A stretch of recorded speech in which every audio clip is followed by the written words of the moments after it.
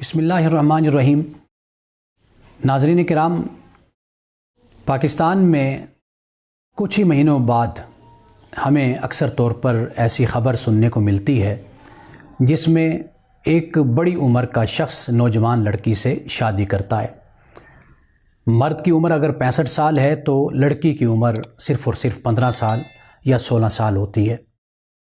جب بھی ایسا کوئی واقعہ ہمارے معاشرے میں ہوتا ہے تو اکثر طور پر پوچھا جاتا ہے کہ مذہب اس حوالے سے کیا کہتا ہے۔ سب سے پہلے تو میں یہ عرض کرنا چاہوں گا، سورۃ النساء کی ایک آیت ہے کہ جس میں اللہ سبحانہ و تعالیٰ نے یتیموں کے سرپرستوں سے یہ فرمایا ہے کہ وَابْتَلُوا الْيَتَامَى حَتَّى إِذَا بَلَغُوا النِّكَاحَ، کہ یتیموں کی آزمائش لیتے رہا کرو یہاں تک کہ وہ نکاح کی عمر کو پہنچ جائیں۔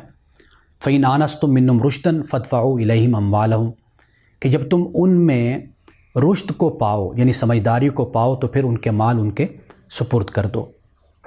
یعنی کاروبار اور تجارت کے لیے اگر رشد کو دیکھنا لازمی اور ضروری ہے، سمجھداری کو دیکھنا کہ آیا کہ یہ کاروبار کو چلا سکتا ہے یا نہیں چلا سکتا، تجارت کر سکتا ہے یا نہیں کر سکتا، تو پھر بدرجہ اتم ہمیں اپنے بچوں میں رشد کو دیکھنا چاہیے جب ہم ان کا نکاح کرتے ہیں۔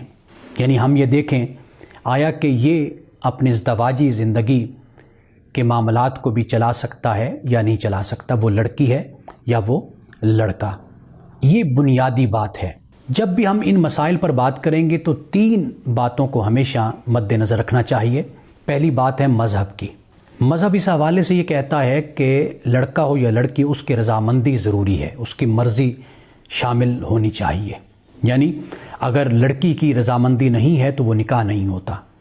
رسول اللہ صلی اللہ علیہ وسلم کے پاس اسی طرح ایک خاتون آتی ہے اور شکایت کرتی ہے کہ جہاں میں شادی کرنا چاہتی تھی میرے والد نے وہاں نہیں کی بلکہ اپنی مرضی کے مطابق میرا نکاح کیا ہے، تو رسول اللہ صلی اللہ علیہ وسلم نے اس خاتون کے نکاح کو ختم کرا دیا۔ دوسرا جو معاملہ ہے یعنی دوسری بات جو ذہن میں رکھنی چاہیے وہ ہے طبی نقطہ نظر۔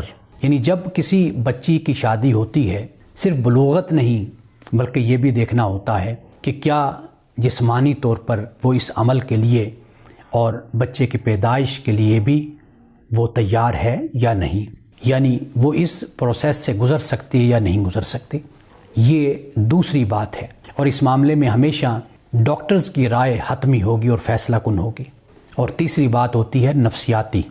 ماہرین نفسیات ہی بتاتے ہیں کہ جن بچوں کی یعنی بیٹا ہے یا بیٹی کم عمری میں شادی کر دی جاتی ہے تو نفسیاتی حوالے سے ان کی شخصیت، ان کی ذات اور ان کے ذہن پر اس کے مثبت اثرات مرتب نہیں ہوتے۔ ہمارے معاشرے میں جب بھی ایسے واقعات رونما ہوتے ہیں تو پورے سماج اور معاشرے کو یہ چاہیے کہ وہ اپنا کردار ادا کرے۔ سب سے بنیادی بات، اہم بات یہ ہے کہ معاشرے میں تعلیم کا کلچر ہونا چاہیے اور لوگوں کو اپنے حقوق سے اور اپنے مسائل سے آگاہ ہونا چاہیے۔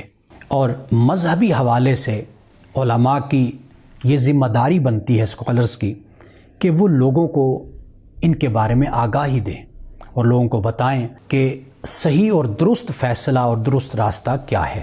ہمارے معاشرے میں جب بھی ایسے واقعات رونما ہوتے ہیں تو ہمیشہ مذہب کی آڑ لی جاتی ہے، مذہب کا سہارا لیا جاتا ہے اور کہا جاتا ہے کہ سیدہ عائشہ صدیقہ رضی اللہ تعالی عنہا کا نکاح بھی تو کم عمری میں ہوا تھا، جبکہ یہ جو روایت بخاری میں بیان ہے اس پر بڑا اختلاف ہے۔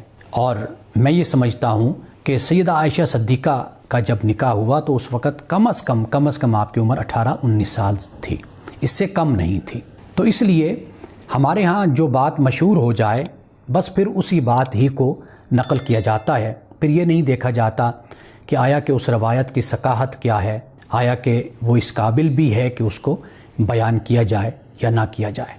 ہمارے معاشرے میں ان واقعات کی روک تھام اور سد باب کے لیے صرف یہ نہیں کہ حکومت اپنا کردار ادا کرے بلکہ مجھے، آپ کو اور پورے معاشرے کو مل کر ان واقعات کی روک تھام اور ان کے خاتمے کے لیے اپنے کردار کو ادا کرنا ہے۔